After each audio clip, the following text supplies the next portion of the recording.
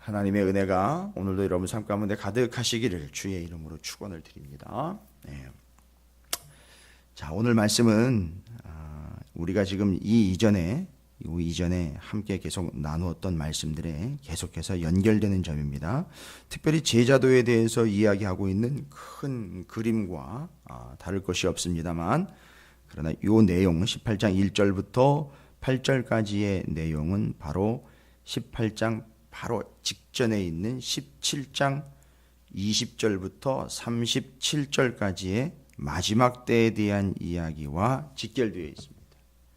그래서 이제 종말, 소위 말하면 이제 마지막 주님 다시 오시는 것에 대한 이야기를 할 때에 인자의 오심 이야기할 때 마지막 그 종말을 주님의 재림을 어떻게 준비해야 하고 맞이해야 하는가라는 질문들을 상당히 많이 했거든요. 왜 그러냐 하면은 이 당시에는 복음서가 기록될 당시에는 실제로 주님이 곧 오실 줄 알았습니다. 왜냐하면 주님이 이제 승천하시고 얼마 지금 되지 않은 상황에서 곧 오신다 그랬으니까 아마 금방 오실 거다 이런 생각들을 한 것 같습니다. 금방 오실 것 같으니까 실제로 이제 성서학적으로 말씀을 드리면 금방 오실 거라는 생각 때문에 성경 기록을 바로 하지를 않았습니다. 주님이 승천하시고 시간이 조금 흐르고 이럴 때에도 주님이 말씀하셨던 그 내용들을 이렇게 수합을 하거나 성경 말씀들을 이제 복음서를 주님이 말씀하시고 이제 제자들이 그런 것들을 기억을 하고 있지 않겠습니까? 이런 것들을 기록을 안 했어요.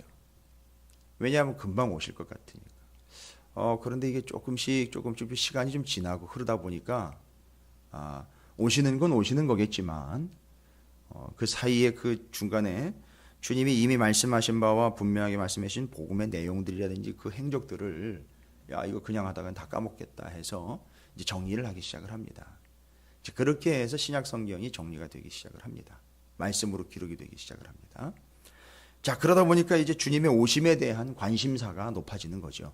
언제 오시느냐 이런 개념들로 자꾸 이야기를 하고 오시는 거야 아닌 거야 이렇게 이야기를 합니다. 그럴 때 이제 그 마지막 때 종말을 어떻게 준비해야 되는가라는 거에 대해서 언급하는 게 이제 데살로니가 후서라든지 베드로 후서에서 나와 있는 그런 내용들이 보면 이제 마지막 때 끝날에 대한 이야기들을 이야기합니다. 어떻게 그때를 대비해야 하느냐. 자, 그거와 연결되어 있는 겁니다. 18장 1절부터 8절까지 오늘 새벽에 읽은 본문.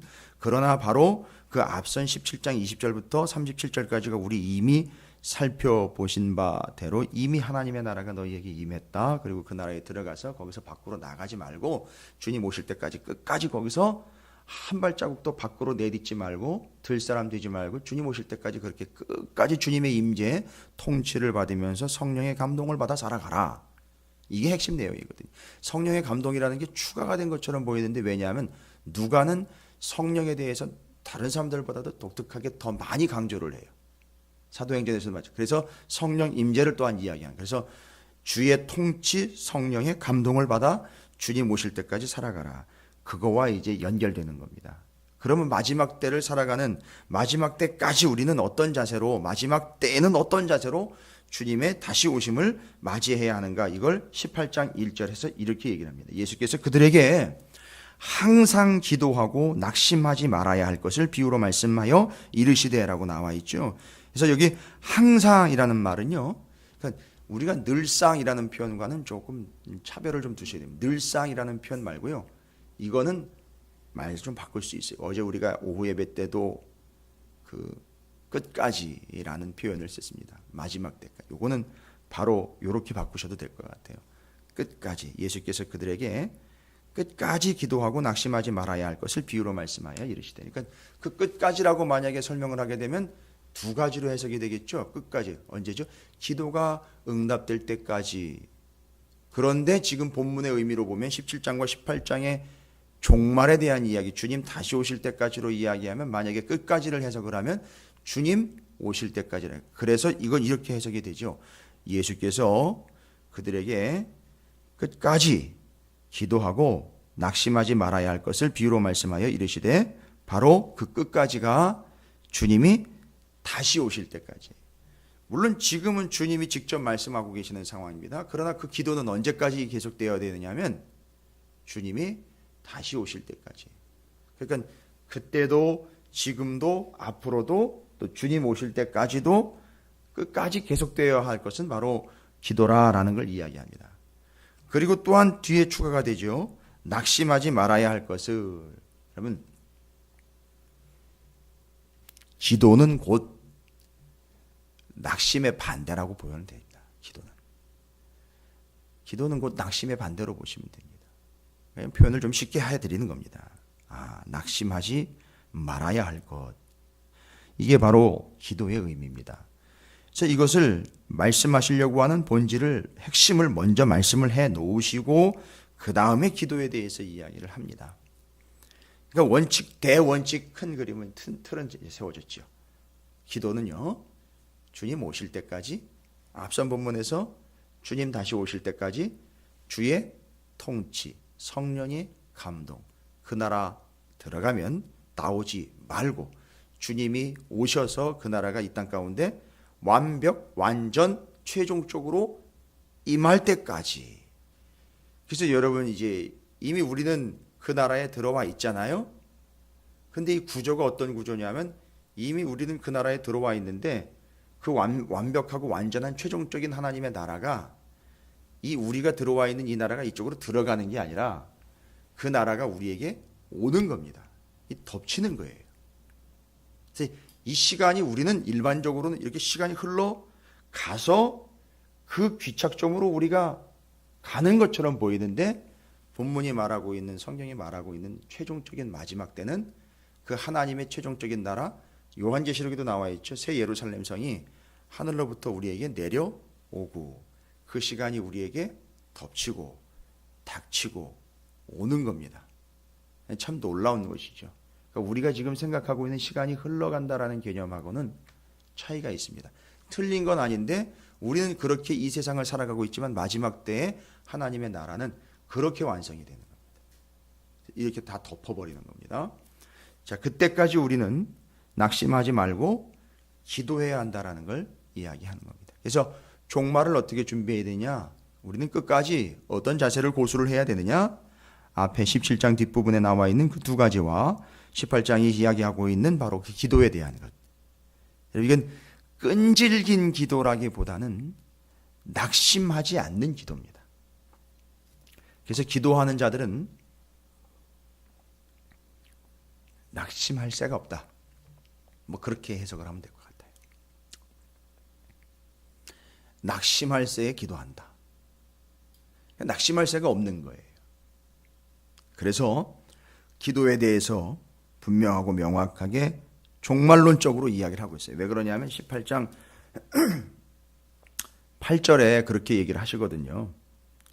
내가 너희에게 이르니 속히 그 원한을 풀어주시리라 했거든요. 이제 그건 이 앞에 있는 내용을 정리하신 것이고, 그러나 인자가 올 때라는 얘기, 인자가 올 때, 주님이 다시 오실 때에 세상에서 믿음을 보겠느냐 하시니까, 여기서 말하는 이 믿음은 단순하게 믿습니다 하는 그 믿음의 영이 아니라 가만히 보니까 주님이 오실 때에도 오실 때까지 뭐 하고 있는 사람을 보겠느냐 이런 얘기죠. 기도하고 있는 사람을 보겠느냐 이런 얘기인 겁니다. 지금. 그 내용을 전체적으로 1절부터 8절까지를 정리해보면, 내가 마지막 때 인자가 올 때에 세상에서 믿음을 보겠느냐 하시니라 하는데, 이 믿음이라는 게 바로 기도를 하고 있는 모습 자체를 얘기하는 겁니다. 근데 그 사람은 기도를 언제부터 했느냐? 지금부터 한 거예요. 18장 1절부터 한 거예요. 그리고 언제까지? 주님 다시 오실 때까지 계속하고 있었던 거예요. 그걸 이야기합니다. 그 믿음이라는 거예요. 지금 내가 그때 처음부터 내가 이야기한 대로 낙심하지 말고 지속적으로 내가 다시 올 때까지 기도를 하라고 내가 얘기를 했는데, 그래 그때부터 지금 내가 다시 올 때까지 계속 지금 기도하고 있는 사람이 있느냐? 이걸 얘기를 하는 겁니다. 이게 종말론을 지금 뒤에서 이야기하는 겁니다. 8절에서 제가 미리 말씀드린 거예요. 자, 그러면서 이제 기도에 대해서 이야기합니다. 비유를 든 목적은 1절에서 설명을 했어요. 낙심하지 말고 주님 오실 때까지 끝까지 기도하라는 얘기예요. 여러분, 기도라는 게 뭔지 비유를 들어서 설명을 합니다. 한 도시에 아주 불의한 재판관이 있었다 그럽니다. 6절에서 이야기하죠. 주께서 또 이르시되 불의한 재판장이 말한 것을 들으라. 이 앞에 나와 있는 이 소개된 사람, 하나님을 두려워하지 않고 사람을 무시하는 한 재판장입니다. 그런데 도시에 또 한 과부가 있었어요. 자주 그에게 가서 아마 억울한 일을 당했기 때문에 그 억울한 거에 대해서 원한을 풀어달라고 계속 이야기를 한 것 같습니다. 그런데 한동안은 들어주질 않습니다. 들은 척도 안 했겠죠. 관심도 없었겠죠. 그런데 후에 이 속으로 생각을 하면 내가 하나님을 두려워하지 않고 사람을 무시를 하는데 이 과부가 나를 번거롭게 하니 내가 그 원한을 풀어주리라. 그렇지 않으면 늘 와서 나를 괴롭게 하리라 하였느니라. 여러분, 이 사람 불의한 재판장이라고 분명히 주님이 선을 거버렸어요. 불의한 재판장입니다. 이게 뭘 얘기하는 걸까요? 지금 1절과 8절에서는 끝날까지 주님 다시 오실 때까지 그 믿음은 무슨 믿음이냐면 기도하고 있는 믿음이에요. 기다리고 있는 믿음인데 그냥 단순히 기다리는 게 아니라 기도하면서 기다리는. 여러분, 기도는 그래서 기다림이에요. 그리고 기도는 믿음인 겁니다. 기도는 종말 때까지 우리의 자세가 돼야 돼요. 그게 믿음인 거죠. 그런데 그 기도에 대해서 설명을 하는데 첫 번째, 불의한 재판장에게 쫓아가 가지고선 자기의 억울함을 지속적으로 이야기하는데 그 불의한 재판장을 통해서 그 여인의 억울함이요. 그러니까 이야기가 참 말장난같이 보이겠지만 이 여인은 지금 억울함을 당하고 있는 얘기죠. 문제상 억울한 것을 당하고 있습니다. 무슨 얘기입니까? 정말 불의한 일을 당한 거예요. 이해가 되십니까? 이 여인은요, 이 비유에서 등장한 이 여인, 아니 그걸 어떻게 알아요? 그 여인을 살펴봐야지요. 그 말을 어떻게 다 100% 믿습니까? 그게 아니고 예수님이 하려고 하는 논지가 뭔지를 이해. 불의한 재판관에게 불의한 일을 당한 한 여인이요. 쉽게 다시 한번 설명드릴게요. 불의한 일과 불합리한 일을 당해서 억울해하고 있는 한 여인이 불의한 재판장을 찾아갑니다. 어떻게 보면 상황이 비슷할 수 있어요. 불의한 재판장에게 불의하고 불합리한 일을 가지고 당하고 있는 여인이 쫓아갔어요. 근데 두 개가 다 불합리하고 불의하다는 말로는 설명이 가능하지만 한 사람은 존재고 한 사람은 상황을 겪고 있는 여인입니다. 그런데 이걸 기도를 설명하는데 이 이야기를 비유로 들었어요. 기도가 뭐냐? 여러분, 기도는 명확하게 이 비유를 통해서 얘기하려고 하는 게 이거예요. 불의하고 모든 불합리한 일을 다하고 있는 이들에게 말씀하고 있는 겁니다. 이 세상의 불의와 불합리함을 이기는 법이 바로 기도라는 겁니다. 억울하세요? 너무너무 힘듭니까? 이건 정말 말도 안 되는 일을 지금 겪고 계십니까? 앞으로도 정말 이해 불가한 일들이 내한테 닥칠 것인데 그때마다 대성통곡을 해야 하고 땅을 쳐도 해결이 안 될 너무너무 이해 안 되는 일들, 모든 불의와 불합리함을 어떻게 확인하시고 어떻게 이겨나가시겠습니까? 그게 기도라는 걸 이야기하는 겁니다. 그래서 그 여인의 기도가 보십시오. 이 여인의 간구함과 이 여인의 간절함이 무엇을 이겼느냐 하면 불의한 재판관을 이겼어요. 여러분, 이게 지금 옳고 그름을 얘기하는 게 아니지 않습니까? 이 여인이 당한 그 불합리한 일과 불의한 일 때문에 너무너무 마음이 아픈데 이걸 말이 안 되는 것 같아요. 불의한 재판관에게 갔어요. 불의한 재판관이요. 불의한 재판관은 뭡니까? 이 사람은 뇌물에 인이 박혀 있을 수도 있어요. 이 불의한 재판관은요. 웬만한 지위에 없으면, 웬만한 지위 자리가 아니라면 콧방귀도 안 낄 그런 위인일 겁니다. 그런데 이게 뭐 돈도 없고 아무것도 없는 무능력한 정말 불의한 것과 불합리한 일로 너무 억울한 삶을 살아가고 있는 이 여인이요. 그냥 애간장이 녹고 내장이 끊어지는 것 같은 그런 고통과 억울함을 겪고 있는 이 여인이 그런 불의한 자를 쫓아갔어요. 뭐 뇌물 가지고 왔어요? 당신 집안에 뭔 백이 있어? 아니 그럴 텐데 그럴 법한 재판관이거든요. 그런데 그 여인의 그 간절함과 간구함과 끈질김이 그 불의한 재판관을 이긴 거예요. 이건 뭘 얘기하려고 하는 겁니까? 하나님이 이렇다는 얘기가 아니에요. 뒤에 이제 얘기 나옵니다. 하나님 얘기에 대해서. 그 기도를 들으신 하나님. 하물며라는 말로요. 하물며라는 말로 재판관은 재판관을 그냥 밀어놓습니다.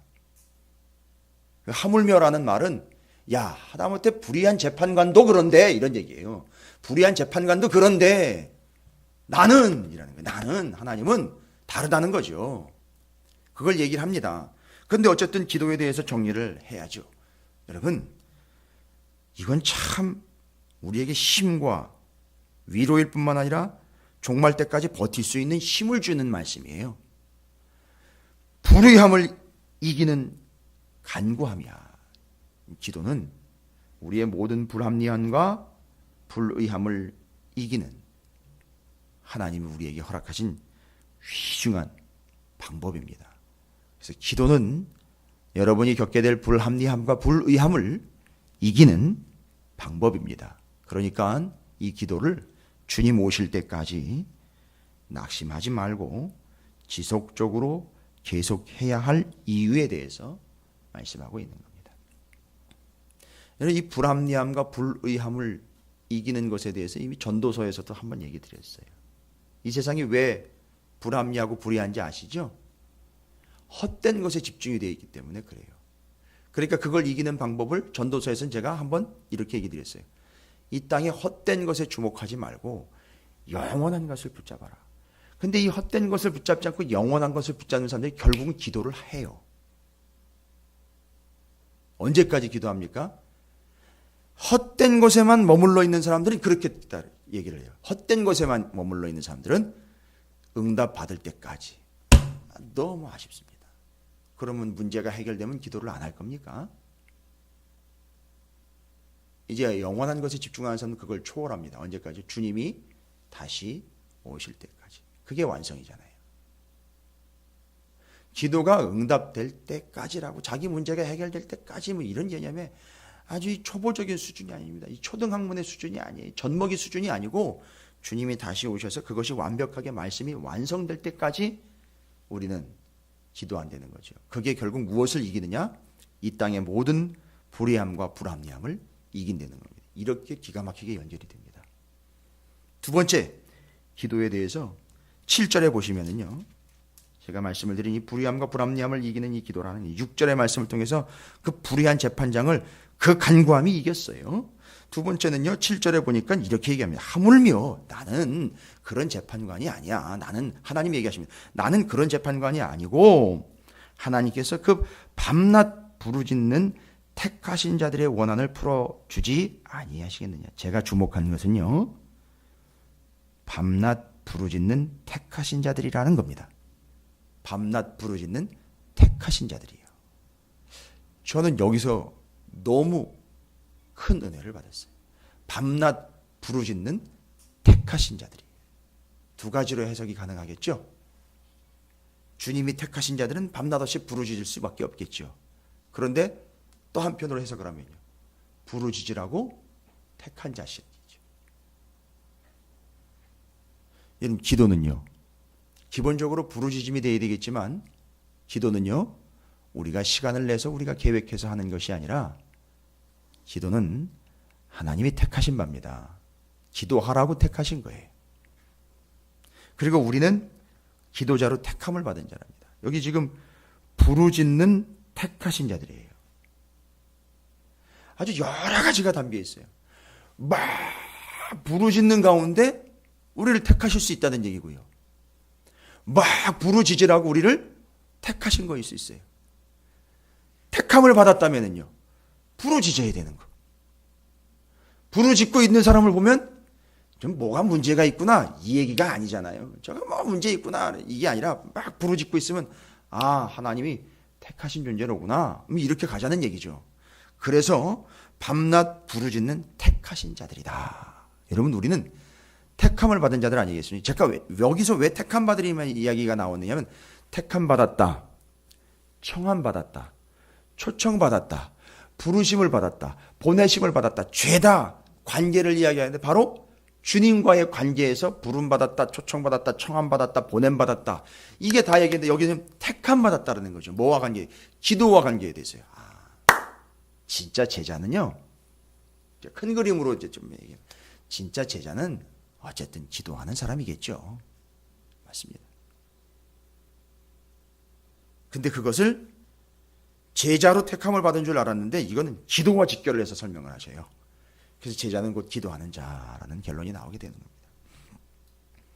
여러분, 기도 외에는 방법이 없다라는 말로 이야기하면 앞에 나와 있는 모든 불합리함과 불의함을 이기는 기도. 그래서 기도 외에는 방법이 없다. 기도 외에는 이런 이유가 나가지 않는다라는 그런 이야기들이 이제 이해가 되실 거예요. 두 번째는요, 우리는 택함을 받은 자들이 있는 거죠. 그냥 무엇을 위해서지요? 부름 받은 자, 택함 받은 자, 보냄 받은 자, 청함 받은 자, 초청 받은 자, 제자인데 바로 기도와 관련돼서 우리는 택함 받은 자다라는 이야기를 합니다.